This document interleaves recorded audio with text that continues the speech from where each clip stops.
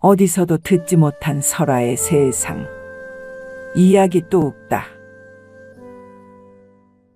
옛날 옛적 햇살이 따스하게 내려앉은 한양의 어느 고즈넉한 양반가에 그 어떤 오누이보다도 사이 좋기로 소문난 남매가 살고 있었다 하니 그 이름은 오라버니 석주와 여동생 현주였지요. 나이 차이가 좋기 10년은 훌쩍 넘는 늦둥이 여동생 현주와 듬직하고 어진 오라버니 석주. 현주가 태어날 때 석주는 이미 어른의 티를 낼 만큼 컸으니 현주에게 석주는 그저 오라버니만이 아니었지요. 아버지이자 스승이었고 세상에서 가장 소중한 벗이었답니다. 현주야, 너는 나에게 그저 귀한 동생만이 아니다. 어미 아비가 일찍이 돌아가시고 세상에 홀로 남은 나에게 너는 온전한 삶의 유였으니 부디 건강하게만 자라다오. 오라버니 걱정 마셔요. 저는 이미 다 자랐는걸요? 허나 저는 오라버니를 떠나지 않을 것입니다. 평생토록 오라버니 곁에 머물며 오라버니의 온전한 삶의 이유가 되어드릴 것이옵니다. 오누이는 서로를 끔찍이 아끼며 그렇게 행복한 나날을 보냈답니다. 헌데 현주 13살이 되던 해 생이별이 찾아왔으니 석주가 벼슬길에 올라 먼 곳으로 가게 된 것이었답니다. 현주야, 이제 나는 나라의 부름을 받고 잠시 한양으로 떠나야 하니 이 오라비가 자리를 비운 동안 몸 잘 보살피고 있거라. 이 오라버니의 귀한 동생이자 이 집안의 안주인이 되었으니 오라버니 부디 몸 건강히 잘 다녀오세요. 저는 이곳에서 오라버니의 무탈한 귀가만을 기다리고 있을 것입니다. 그렇게 석주는 한양을 떠나 다른 고을로 향했고 현주는 하인들과 홀로 남아 오라버니를 기다렸답니다. 그러다 현주는 혼기가 차올랐음에도 그저 자신의 혼사일에는 적극적이지 못했습니다. 그저 언젠가 오라버니가 돌아오시면 그때 오라비가 점지해준 남자를 만나면 모를까 그저 한 해 두 해 집안 일만 돌보는 일에만 몰두하는 것이었지요. 하지만 기다림의 시간은 생각보다 길어졌고 석주의 소식은 점차 뜸해졌습니다. 언젠가부턴 서찰의 소식도 뚝 끊긴 마당에 오라버니에게 무슨 일이라도 생긴 것은 아닐지 매일 밤을 뒤척이며 불안에 떠는 현주였지요. 그렇게 오랜 세월이 흐른 어느 날 석주의 소식이 궁금해진 현주는 결국 직접 오라버니가 계신다는 곳으로 향하기로 마음먹었답니다. 오라버니, 이 못난 동생이 이제야 찾아뵈려 하는구만요. 어째 잘 지내고 계시겠지요? 아, 빨리 보고 싶어라. 현주는 그동안 오라버니가 좋아하시던 먹거리와 옷가지들을 정성껏 챙겨 길을 나섰습니다. 하지만 오라버니가 머문다는 고을에 도착한 현주의 눈에 들어온 것은 고풍스럽던 기와집 대신 초라하게 변해버린 폐가였지요. 이 무슨 일인가 싶어 현주의 심장이 철렁 내려앉았답니다. 불안한 마음으로 수소문 끝에 동네 사람들에게서 들려온 소식은 청천벽력과도 같았지요. 아이고, 그 어질고 정직하던 석주 도련님 말이요. 그 오래전 억울한 누명을 쓰고 옥에 갇혔다가 그 차가운 옥사에서 그만 병을 얻어 돌아가셨다고 하오. 누명이라니요? 누가 감히 우리 오라버니께 그런 짓을 했단 말입니까? 대체 무슨 일이었던 것입니까?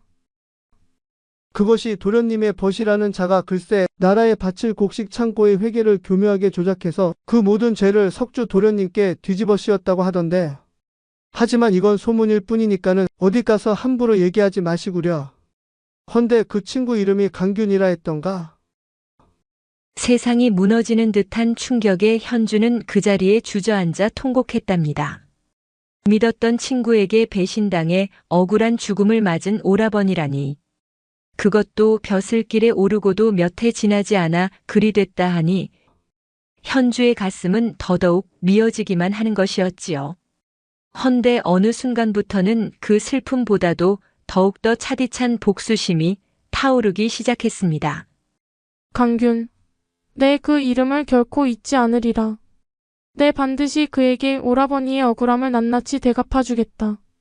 현주는 복수를 위해 강균에 대한 모든 것을 알아보기 시작했습니다. 강균은 석주의 죽음 이후 벼슬길이 탄탄대로를 달리며 막대한 부와 권력을 쌓아 한양에서 손꼽히는 거부가 되어 있었지요. 현주는 평범한 신분으로는 그에게 접근할 수 없다는 것을 깨달았습니다. 그녀는 자신의 신분을 숨긴 채 짐꾼이나 시골 장터의 물건을 파는 보부상으로 위장해 강균의 집 근처를 맴돌았습니다. 그녀가 복수를 위한 치밀한 계획을 세우던 중에 그녀의 눈에 띈 사람이 있었으니 바로 강균의 아들이었습니다. 이름은 민준으로 어릴 때부터 남부럽지 않게 자란 덕분인지 민준의 행동거지는 꽤나 올곧고 사내다웠지요.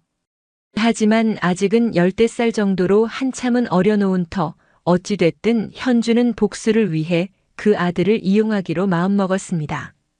그리고 어느 날 시장통에서 일부러 물건을 쏟아 민준의 발길을 붙잡았지요. 아이고 죄송합니다, 도련님. 제가 그만. 괜찮소. 어디 다친 곳은 없는가? 그대 얼굴은 꾀지지 않아 눈빛이 범상치 않구려. 혹 무슨 사연이라도 있소? 아닙니다, 도련님. 그저 이리저리 떠도는 가난한 여인일 뿐이옵니다. 저 같은 천한 것이 도련님의 귀한 옷을 더럽혀 송구할 따름입니다. 그 만남은 묘한 인연의 시작이었답니다.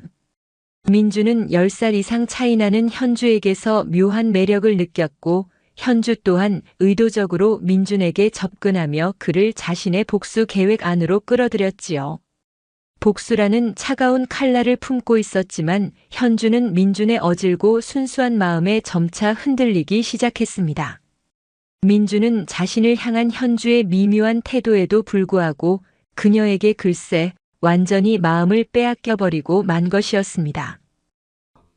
그대 내게 무슨 꿍꿍이가 있는 듯하오. 허나 나는 그대의 속내를 알면서도 그대를 품고 싶소. 그대와 함께하고 싶소. 내게 마음을 열어줄 수는 없겠소? 도련님, 이 모든 것은 잘못된 인연입니다. 더 이상 저를 찾아오지 마셔요. 민주는 현주의 차가운 태도에도 아랑곳하지 않고 그녀를 향한 마음을 더욱 키웠습니다. 현주를 향한 민준의 애틋함이 깊어질수록 현주의 마음은 더욱 복잡해졌지요. 복수와 사랑이라는 두 가지 감정 사이에서 갈등하던 현주는 결국 단호한 결단을 내렸습니다. 그녀는 민준을 인적이 드문 뒷산으로 불러내 품속에 숨겨둔 날카로운 은장도를 꺼냈습니다. 도련님, 이 칼날이 보입니까? 이 칼날은 제 오라버니의 한을 담고 있는 칼이요. 저는 이 칼로 반드시 제 오라버니의 원수를 갚을 것입니다. 그리고 그 원수는 바로 도련님의 아버지이십니다. 무슨 말씀을 하시는 것이오? 이 모든 것이 복수를 위한 제 계략이었습니다. 당신께 다가간 것도 당신을 흔든 것도 모두 제 오라버니의 억울한 죽음을 갚기 위함이었지요. 그러니 이제 당신은 더 이상 저를 찾아오지 마십시오. 만약 다시 저를 찾아온다면 저는 이 칼을 당신에게 겨눌 것입니다. 현주는 민준을 매몰차게 뿌리치고 돌아섰습니다. 뒤에 남겨진 민준은 충격과 혼란 속에 휩싸여 현주의 뒷모습을 하염없이 바라보았지요. 한편 현주는 며칠 뒤 홀로 강균의 집 주변을 맴돌다 강균이 잠시 집을 비운 사이를 틈타 그의 저택으로 몰래 들어갔습니다. 그녀의 목표는 강균의 부인으로부터 더 깊은 진실을 알아내는 것이었지요. 강균의 저택 깊숙한 곳에 다다른 현주는 이 저택의 구조를 너무나 잘 알고 있는 듯 했습니다. 그도 그럴 것이 그녀의 오라버니 석주에게 연모의 정을 품었던 옛 몸종이 바로 이곳 강균의 집에서 부인의 몸종으로 일하고 있다는 사실을 알고 있었기 때문이었지요. 혹 몸종 중에 꽃분이가 있다면 현주라고 전해주시오. 현주 아씨. 몸종은 현주를 보자마자 눈물을 쏟으며 그녀를 끌어안았지요. 어찌 이제야 오셨습니까? 도련님께서 그리 가신 뒤로 저 또한 너무 비통했던 나머지 알고 있어. 내 그 모든 것을 알고 있어. 허나 내가 듣고자 하는 것은 오라버니의 죽음에 얽힌 더욱 깊은 진실이요. 강균의 부인 그분이 진정 오라버니의 연인이었다 하던데 그분은 지금 어디에 계시오? 몸종은 현주를 강균의 부인이 있는 곳으로 안내했지요. 현주는 강균의 부인에게 다가가 단도직입적으로 물었습니다. 마님, 이 밤중에 신뢰를 무릅쓰고 찾아온 것은 다름이 아니오라. 마님께서 석주 오라버니를 아신다 하기에 부디 마님께서 아시는 모든 것을 제게 말씀해 주시옵소서. 오라버니의 죽음에 얽힌 제가 모를 비밀들을 말입니다. 강균의 부인은 현주의 굳은 결의를 보고 더 이상 숨길 수 없음을 직감했습니다. 그녀는 고개를 떨구며 기구한 사연을 털어놓았지요. 석주와 서로 연인의 연을 맺고 미래를 약속했지만 강균이 그 사실을 알고 석주의 목숨을 담보로 협박했던 것이라는데, 강균이 그자의 모략은 실로 교묘하여 석주 도련님께 누명을 씌우려 하였고, 만일 내가 그의 아내가 되지 않는다면 석주 도련님을 파멸시키겠다고 협박하였소. 결국 어쩔 수 없이 내키지 않는 혼인을 택할 수밖에 없었소이다. 하지만 강균의 부인은 숨막히는 침묵 끝에 더 큰 진실을 털어놓았답니다. 사실 내 뱃속에 있었던 아이는 강균의 씨앗이 아니오. 석주 도련님과 정을 나누고 이미 아이를 품은 뒤였소이다. 그러니까 지금 내 아들 민준이, 그 아이는 사실 내 배로 낳았으나 석주 도련님의 아들이라오. 무슨 그런 말도 안 되는 소리를. 어찌 그럴 수가 있단 말이오. 이 충격적인 고백은 현주의 머릿속을 맴돌며 그녀의 복수심을 송두리째 뒤흔들었답니다. 잠시나마 정을 품었던 이가 바로 오라버니의 아들이라니. 이 복잡한 감정의 소용돌이 속에서 강균의 부인은 이미 현주가 자신의 아들에게 접근하고 있음을 알고 있었지요. 내가 그 아이를 지키려 평생을 죄인처럼 살아왔소이다. 그러니 제발 내 아들만은. 이때였지요. 이 모든 대화를 엿듣고 있던 강균이 분노에 가득 찬 얼굴로 나타난 것이었습니다. 그의 눈은 살기로 번뜩이고 있었지요. 이 인연이 감히 그놈의 자식을 내 아들로 키웠단 말이냐. 내 인연을 오늘 기어이. 강균은 고함과 함께 눈에 보이는 족족 물건을 집어 던지기 시작했지요. 그리고 그의 손에 들린 화로 속 꼬챙이 하나가 강균의 부인을 향해 날아가 버린 것이었습니다. 그리고는 둔탁한 소리와 함께 강균의 부인은 그대로 의식을 잃고 쓰러지고 말았지요. 하지만 이것이 끝이 아니었습니다. 강균의 분노는 쓰러진 아내에게까지 이어졌고 그는 그녀의 머리채를 잡아 흔들며 미친 듯이 소리를 질렀습니다. 내년이 감히 나를 이리 기만해. 내 평생의 공을, 내 가문의 씨앗을 그놈에게 빼앗기다니. 죽어버려. 그 미친 듯한 분노와 폭력 속에서 강균의 부인은 결국 숨을 거두고 말았습니다. 이때였어요. 민준이 달려와 이 모든 끔찍한 광경을 목격한 것이었습니다. 어머니의 차가운 시신과 미친 듯이 날뛰는 그 아버지의 모습을. 아버지, 어찌하여 이런 짓을, 어찌하여 제게서 어머니마저 빼앗으려 하십니까? 강균은 자신의 손으로 벌인 끔찍한 일에 충격을 받은 듯 온몸이 굳은 채로 그 자리에 얼어붙었습니다. 이에 자신의 어머니에게 달려가 온몸으로 오열하는 민준이었어요. 그리고는 또 한 번 그를 향해 차갑고 단호한 목소리로 외치는 것이었습니다. 당신은 나의 아버지가 아니오. 당신의 손으로 내 어머니를 해한 이 몹쓸 살인자일 뿐인 것이지. 당신은 더 이상 이 땅에 발붙일 자격이 없소이다. 석주 도련님께 저지른 죄, 그리고 내 어머니께 저지른 죄, 당신의 모든 악행을 만천하에 고할 것이오. 이 순간 굳게 닫혔던 대문이 열리고 포졸들이 우르르 몰려들어왔습니다. 누군가 강균의 악행을 고발한 것이었지요. 바로 석주에게 연모의 정을 품고 있었던 옛 석주의 집 몸종이었답니다. 그녀는 이 모든 진실을 알고 있었기에 강균이 가장 극악한 죄를 저지른 이 순간을 기다렸던 것이었습니다. 몸종은 포졸들과 현관님 앞에서 강균의 모든 악행을 눈물로 고했습니다. 아이고 사또 나리. 이자가 바로 저희 도련님을 해하고 마님마저 살해한 악인입니다.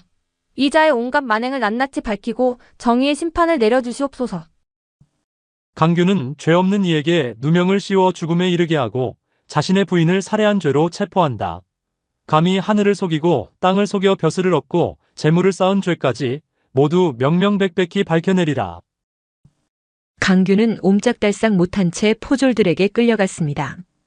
그의 얼굴에는 분노와 공포 그리고 모든 것을 잃은 자의 허망함만이 남아 있었지요. 그는 옥에 갇혀 자신의 모든 죄를 자백했고 결국 참수형에 처해졌습니다. 현주는 민준을 찾아가 자신의 복수는 끝났지만 그녀의 마음속에 남아있던 죄책감을 털어놓았지요. 그리고서는 오라버니의 유일한 혈육에 대한 연민으로 조용히 말을 잇는 것이었습니다. 민주님, 이제 내 복수는 끝이 났으니 나를 잊고 새로운 삶을 살아가시오. 당신은 내 오라버니의 아들이니 이 세상에서 가장 귀한 목숨입니다. 민주는 그저 현주의 말에 고개를 내저을 뿐 아무 말도 하지 않는 것이었습니다. 그의 눈에는 어머니의 죽음과 아버지의 파멸, 그리고 한순간에 모든 것을 잃은 절망감만이 가득한 것이었지요. 현주는 그런 민준의 손을 잡았습니다. 민준아, 내가 처음 널 만났을 때 널 이용하려 했어. 하지만 너의 눈에서 오라버니의 모습을 보았고 너의 어진 마음에서 오라버니의 온기를 느꼈다. 이제 난 더 이상 복수에 무딘 칼날을 품고 살지 않을 것이니 너도 이제. 이때였습니다. 현주님, 저를 버리지 마십시오. 당신은 저의 고모이지 않습니까? 저를 홀로 두지 마십시오. 당신께는 저의 아비가 악인이었으나 저에게는 그래도 어머니와 함께 저를 키워준 아비였소이다. 허나 당신은 저에게 진정한 혈육이지 않습니까? 이 세상에서 저에게 남은 것이라고는 오직 당신뿐이요. 그러니 내 당신을 평생 잊고 살 수는 없을 것 같습니다. 이런 민준의 말을 듣고 현주는 눈물을 흘렸습니다. 그리고 이젠 더 이상 미련이나 복수심 따위는 없는 것이었지요. 오직 새로운 삶을 향한 희망만이 그들의 마음속에 가득한 것이었습니다. 현주는 자신의 손을 잡은 민준의 손을 굳게 맞잡았지요. 이제 나에게 너는 세상에서 가장 귀한 혈육이니라. 이렇게 두 사람은 서로의 손을 잡고 새로운 세상을 찾아 떠났습니다. 복수와 배신, 비극과 오해로 얽힌 과거를 뒤로 한 채로 오직 서로의 온전한 삶의 이유가 되어 평생을 함께할 것을 약속하면서 말이지요. 그들의 앞에는 따뜻한 햇살이 비추고 있었고 그들의 발걸음은 더 이상 외롭지 않았습니다. 그럼 여기까지 이 이야기는 복수가 모든 것을 해결해 주진 않는다는 것을 말해주고 있습니다. 진정한 구원은 복수가 아닌 용서와 새로운 인연에서 비롯된다는 것을 이들의 이야기를 통해 다시 생각해보는 계기가 되셨음 합니다. 그럼 다음 시간에 또 만나 뵙길 고대하면서 오늘 오신 모든 분들 행복의 나라로 뚝딱. 재미있는 창작서라 이야기 뚝딱. 아직 구독, 좋아요를 안 하셨다면 지금 꾹 눌러주세요. 다음 영상에서 또 만나요.